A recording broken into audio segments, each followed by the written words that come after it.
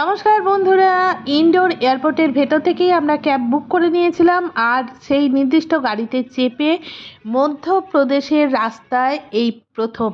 Yes, তবে মাঝ রাস্তায় খাওয়ার জন্য একটা নির্দিষ্ট রেস্তোরাঁয় দাঁড়ালাম।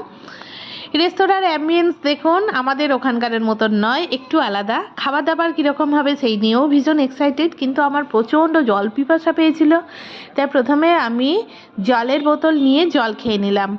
খাবার যতক্ষণ না আসছে ততক্ষণ একটু বসে গল্প করছি। জানি না ওখানের খাবারের কীরকম টেস্ট হবে, রান্না আমাদের বাঙালির স্টাইলে নাকি তাও জানি না। তবে হ্যাঁ, দেখলাম আলু মাটার আর চাপাটি টেস্ট করে দেখলাম বেশ স্পাইসি, অসুবিধে হলো না, ভালোই খেয়ে নিলাম। তারপর আবার গাড়ি স্টার্ট দিল ইনডোর এয়ারপোর্ট থেকে উজ্জয়ন নগরী, 60 কিলোমিটার। খুব শিগগিরই নতুন ভিডিও নিয়ে হাজির হচ্ছি, ততক্ষণ খুব ভালো থাকবেন, টাটা।